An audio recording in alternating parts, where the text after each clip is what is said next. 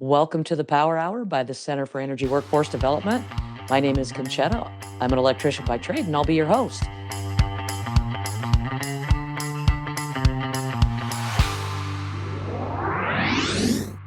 Today, we're going to return with part 2 of PowHERful Women in the Pipe Trades. So far, we've learned that plumbers, fitters, and welders play an important part in the energy industry by installing, maintaining, repairing pipes, valves, systems, transports, water, fuel, and steam, right? Where we have Jenny, Tanairi, and Nicci just revisiting their experiences. And we're going to talk about a little bit about the training and apprenticeship available and what it might look like depending on the area that you're in. And we're going to just go ahead and kick things off with Nicci. So, Nicci, let's bring it back to you, because we want to talk about some of the differences. So all of you have different opportunities, different careers, different training opportunities within your local. So I wanted to point out some of the differences and similarities with these pipe trades. So in the training. So Nicci, you're a member of UA Local 140. Yep. Which trades does your local cover? My local covers plumbing, pipe fitting, welding, and HVAC and refrigerant. Okay, so we're a triple threat local. So if you're going to be a plumber, you can be a pipe fitter and a plumber and a welder. So that's our triple threat. Or you can just be HVACR, refrigerant. So those are the two different programs, but that's what we do. All right. So you cover 3 different trades. So somebody, when they start in the apprenticeship, do they take all 3 of those at one time, or do they They'll pick do which the one? plumbing, pipe fitting, and welding at one time, yes. And if they want to be HVAC, then they only do the HVAC and refrigerant. Like those are 2 separate programs. But yes, so if they've signed up to be a plumber, they're going to be a plumber, pipe fitter, and a welder. They can't just be one or the other. I was fortunate enough to opt out of plumbing way back in the day. I didn't want to be a plumber. So when they Because you thought you were going to touch poop. Yeah, I did. I thought so. I spent so much time on welding. I went dug deep into that, right? All right. But I do all things welding. Yep. All right. Now, Tanairi, what about your local? Because things are a little bit different where you're at. Hey, Nicci. I got into the pipe fitters as well, and I turned them down because I wanted to be a plumber. Wow. So we're kind of like sisters, but opposite. Yes. That's about finding your right fit, right? Right. Yeah. My local is not a combined local. We are just plumbers and gas fitters. And then the pipe fitting local is a different sole local as well. But in my local, you can pursue welding, which I did. And I do also have my EPA certification to handle refrigerants and put up mini splits as well. So there's just a common theme here. Wherever you're at, get whichever certifications and whichever qualifications you can. Makes you more valuable. And like Nicci says, where they have all 3, that triple threat. Where Tanairi is, they have the one or 2 trades, but she has all these extra certifications that come with that. So just do what you can there. So Jenny, your training where you're at, it's a little bit different. So yes, ma'am. So what can you tell us about, I guess, with the utility company, how that works, I guess, is the question. Yes, it is a little bit different from you guys. Again, just bear with me here. So whenever you come on board with us, we send you, the company allows, like I said, train in-house, because our training facility, they have all the state, federal guidelines for gas. So our trainers are up to date. So that way, everybody that comes in the company is consistent across the board at every service center. That way there's no gray areas with the training, and the knowledge and the know-how before they let the guys go or women go out in the field by themselves. So typically you come in, you go through the first, which is the beginning class. Once you get done with that, you come back out into the field. But depending what department you're in, meaning if you're a meter reader or if you're above ground or below ground or even pressure control, there's so many departments. But typically you go in and you do a 2 to 3 week class. You come back out in the field for 6 weeks. You actually apply what you've learned in that class with someone out in the field. You go back another 2 weeks, and then you come back out for 6 weeks and you apply that again. So they just it's a slow movement because dealing with gas can be on the dangerous side. So they want to make sure that you completely understand what is out there. But again, it is in-house, but it's for safety reasons and guidelines and, so on and so on. But it typically takes up to a year and a half for you to actually be certified and actually have the supervisors tag you out that you are safe and that you know what you're doing to actually go out on in the field on your own to catch leaks and so forth.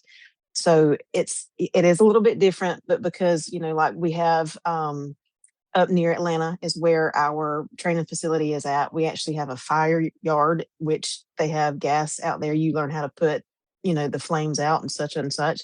They also have small houses that are built that you go up and you train. So it's very extensive training that you have to go through.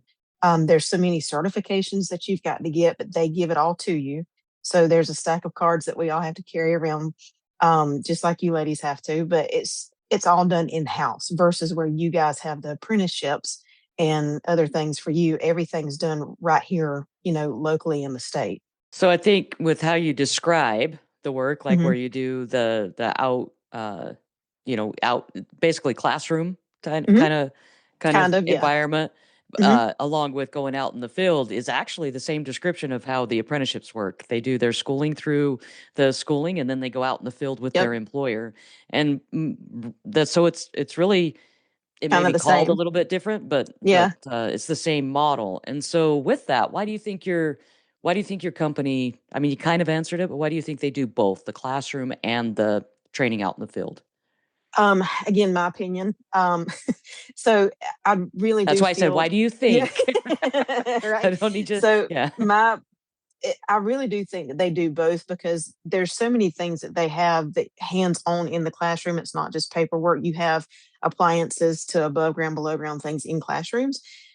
I really do feel that because let's take the ladies, for instance, Nicci, you may learn listening to someone, Tanairi, you may learn putting your hands on it, but I may learn neither. It's just a different, people have different ways of learning. So if you can, get them on paper, put their hands on it, a lot of people learn by putting their hands on the tools.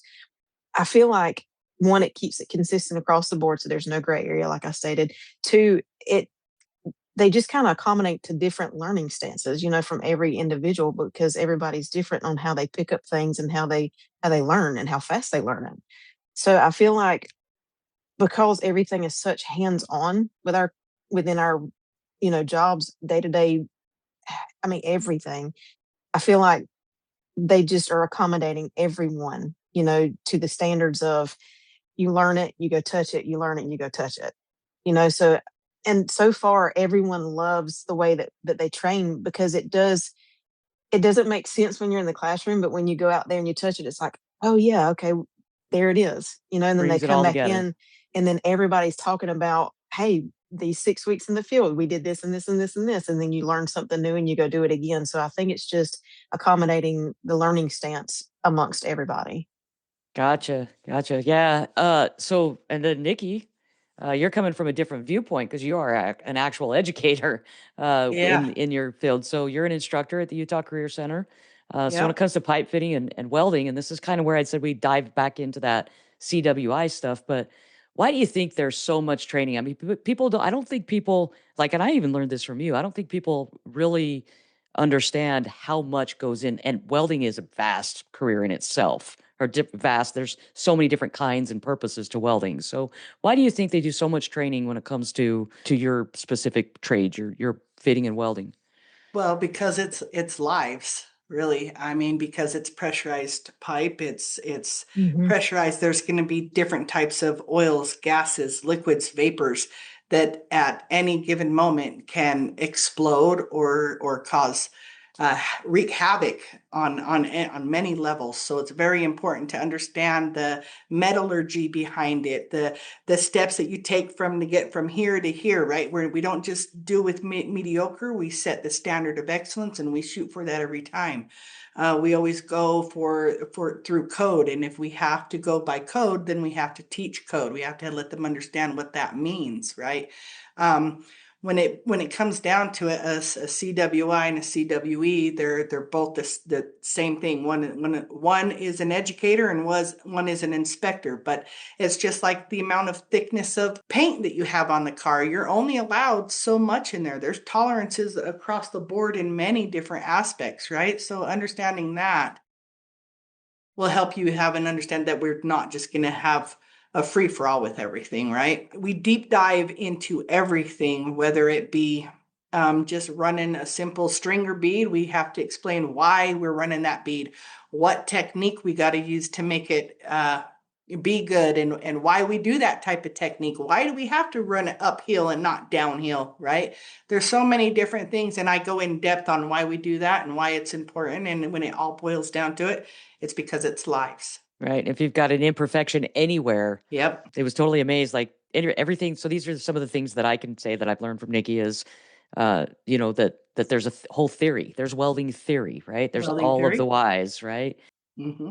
You hear like they X-ray welds to make sure there's no imperfections in that weld because there might be containing something that could be detrimental to the environment, to the people, to the process that it's doing. So in the trades, we're highly educated, we're highly skilled, and there's a lot of work that goes into the work that these ladies do that keeps people safe. So just know that if you come into the trades, that's one thing that you can be proud of every day, that you go out there and you do good work that's going to keep everybody around you safe. So Tanairi, let's talk about yours. So in your area, and most of the area, not everywhere, but most of the areas, plumbing requires a license. And right now, you've got your journey level plumbing license. You're pursuing your master plumbing license.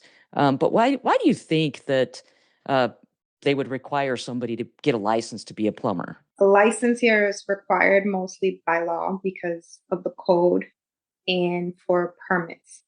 In order to perform a lot of the work, you have to pull a permit. In order to pull a permit, you have to be licensed. So they're just basically saying, we want to know that you are actually qualified as a plumber. So we're going to double check and make sure you are. Because if you're not and you do something, what could happen if somebody installs a plumbing installation not to code? You can cause a leak. You can cause a gas explosion. Mm-hmm. You can, in a house, not vent something properly and kill a family from carbon monoxide. It's a very big possibility. Yeah, see, that's what I was trying to, because people don't think of it because they think, like water, poop, that's plumbing. And Can there's I a add lot something to to it. that? Yeah, There's absolutely, Jenny. so much more. So for her, she's saying ventilation, from some of these appliances, you have gas appliances that plumbers come in and they tie in from us. So there's a lot of times that we build the meter sets, but when we go in and we activate these customers, we have to check the ventilations that meet the code for the state or, the company or so on and so on. So there's a lot of things, that we have to make sure on our end too, that line up with you, the way that plumbers, install these things in the houses, because we have gone in and we've seen dryer vents for the hot water heater ventilation. So, just some crazy things that we see in the home. So I'm glad you touched on that, because that's a lot of things that we as the gas employees have to look at too. It can become very dangerous if you don't. Yes. Yeah, all this work is important and it takes a lot of skill. And okay, so on the flip side, I think because it takes all that skill and you put so much work into it, it becomes like for lack of a better term, your baby. Like it becomes part of who you are. Mm-hmm. I like to say, anytime I pick up a weld, I just bought that. That's mine. I own it. Right. As soon as I pick something up and I put my weld on there and I do everything and I put my stamp on it, that is mine. I own it. My stamp verifies it. So if that weld fails, it comes back to me. If I'm an inspector and that weld fails, then I approve that weld, it comes back to me. I get in trouble. I have to go to court over that, right? So it's very important. So I hold that standard way high. I'm very into that because I don't want it to fail. I don't want it to cost anyone's lives, and I want it to be the most best thing out there, right?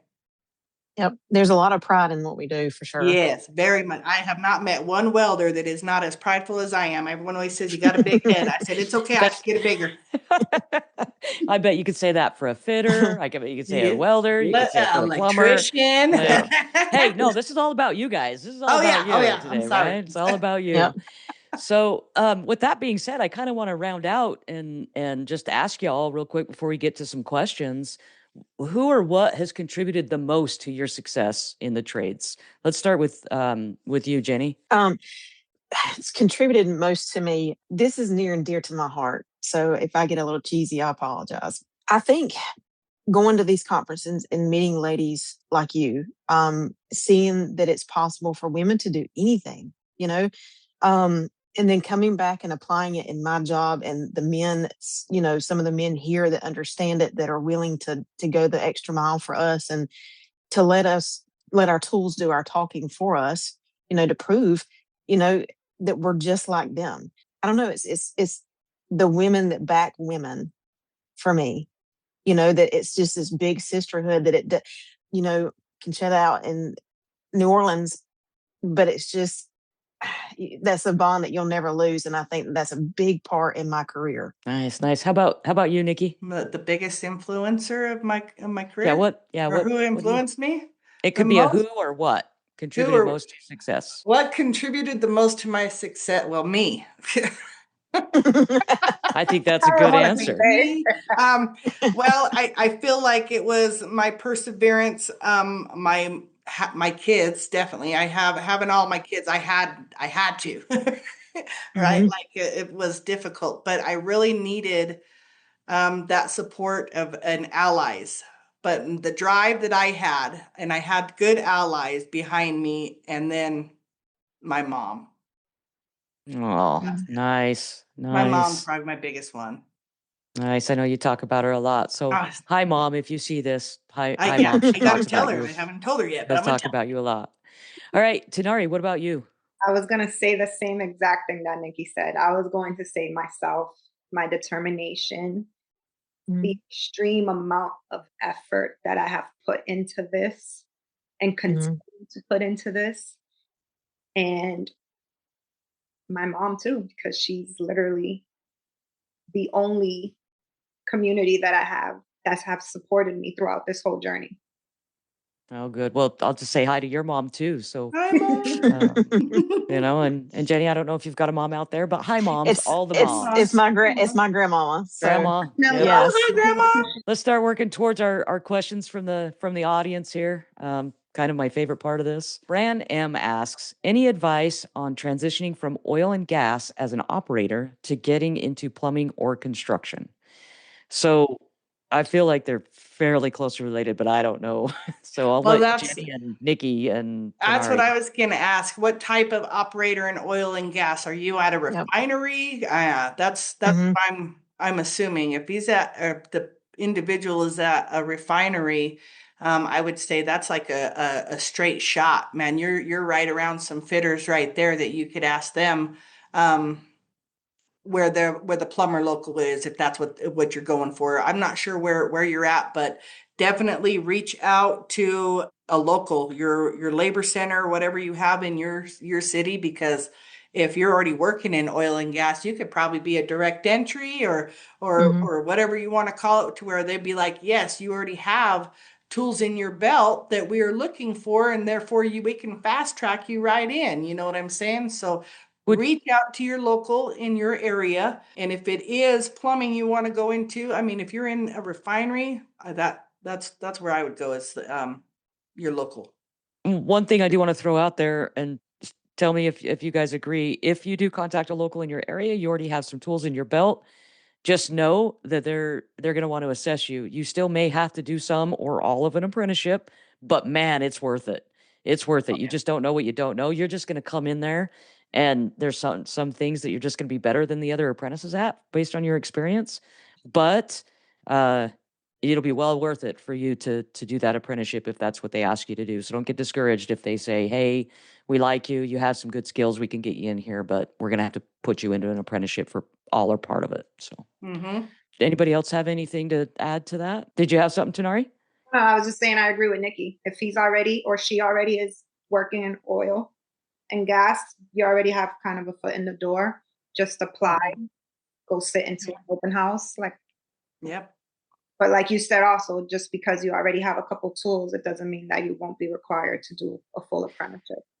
I Mm-hmm. will add, if you're in the oil and gas part of it, that's the drilling part, you might want to check out the operating engineers because they do a similar type of drilling. They do horizontal drilling, so they may have something that's a little bit. So if it's that kind of oil and gas experience, you can check them out. But Refinery, those kind of things, your UA, plumber and pipe fitter. So Ashley S. asks, Tanairi, what's your favorite part of your trade? Favorite project that you worked on and why? I love every part of my trade because another part of my trade that I do is medical gases. I get to work in hospitals and save people's lives. So I would say my favorite part of my job is working with the big stuff, like industrialized, big piping. I love when people just look at me because I'm 5 foot nothing. And you're putting that 15-inch pipe in. Don't you want to just say the guys don't just lift it up there either? We just push the same button on the tool. The rigging part of it. And I would have to say my favorite project that I worked on was the new Mass General Hospital building. So med gas is another, medical gas, med gas, that's another thing people don't think of as being like, you got to get a special certification for that. It's a whole other skill set. It's like sought after in a lot of, because not everybody, keeps those certifications current. And it's things that you don't really think about as so next time you're at the dentist or doctor or anywhere that uses oxygen or any kind of gas that comes through the tubes, just know that there was a plumber that put the tubing system behind that wall to make sure it doesn't leak out everywhere else and it gets to you. Yep. Plumber pipe fitter. Another thing that not everyone knows about is semiconductors here, right? Like all of the data centers and everything, the semiconductors, that's all pipe fitter work, right? Yep. There's a lot of it. Mercedes J asks Nicci, when did you realize that welding went from supporting your culinary career to replacing it? It's a great question. When I won my first competition, the first one, and it happened so quickly, right? In that window, it was like a 3-month window. I had 4 months experience, and then 2 months later, I won state. But it was that first competition, and then, or maybe not the first one. Maybe it was winning state. I was like, maybe I got something here. But it still took me a year to agree to go on and join the UA. It still took me a year, but that's because I was like, I didn't want to go back to school, but I did. Best decision I ever made, gotta say. What's funny is I actually have had 2 different apprentices that both went to culinary school, and one of them was a full-blown chef running his own restaurant before he transitioned for a more stable life in construction. But there's a lot. It amazes me how many people like go to culinary school and then they end up finding just construction, and they're like, yeah, I'm going to make my money that way, and I'm going to do this other stuff. There's no money in culinary. There isn't.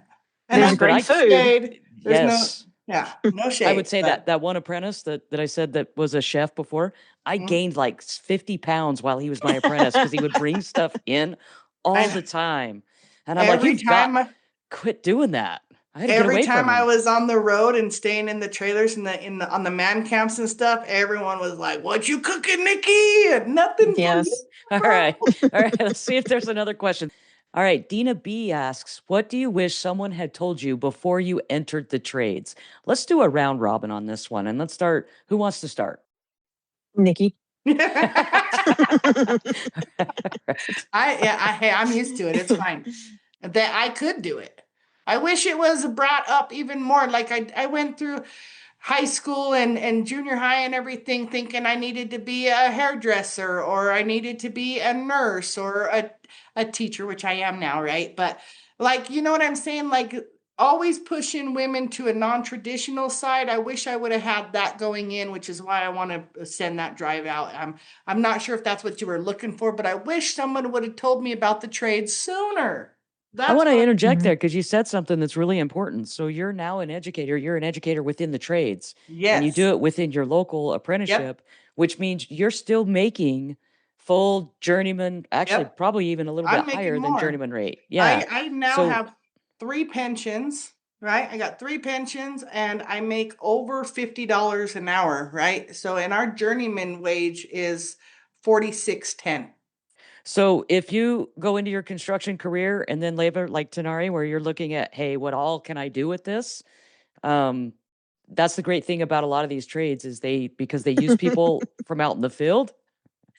they pay them for their skill, right? That they have. Mhm. And so just know that for anybody looking for there. Maria M asks, you ladies are great inspiration for us trying to break into the trades. How can we find you again?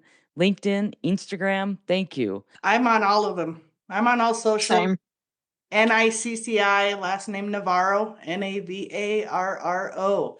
Nicci Navarro. Look me up. Send me a message. I'm there to help. Yep. The other thing you can do is if you sign up to be a mentee on the PowHERful Women mentorship program, you might actually get connected with one of these folks if they're, as a mentor. Kind of depends on a lot of things. But we can also send out, for any of them that want to send out and share their information, we can send out their handles, I think. I didn't ask if we could. I'm sorry. So they might need to reel me in. But I think we can send out their handles to you if you inquire and want to connect. But we're all out there on social media. If you find one of us, you'll probably find the rest of us. So, all right. But don't forget to check out the mentoring program. We've got a lot of great mentors. Just to let you guys know, our next webinar is going to talk about, we're going to have some of our women on that have signed up to be mentors, talking about what their thoughts are on being a mentor and what they hope that their mentees get out of it, just to kind of give you guys a little bit more familiarity with what that could look like for you if you connect with one of these mentors. Don't forget to tune in. That's February 3rd. If you've signed up for this webinar, then you're automatically enrolled for that one. So make sure you're there. If anybody's watching with a friend, sign up if you haven't already. So, all right, you guys have been great. Those are great questions. I hope we brought a lot of information about being a fitter or a welder, just the pipe trades in general, some different options if you're looking for that kind of career path, both within a utility directly and then through the building trades apprenticeship on a construction side of it. So, gosh, thanks. This has been really fun. Thank you for the guests. You guys have been great, and we'll see you guys all next time. Thank you for joining Power Hour. Join our live Power Hours at higherpower.org. Share higher power with anyone considering energy industry careers. And don't forget to subscribe. You can also listen to Higher Power wherever you get your podcasts, and join us next week for another Power Hour.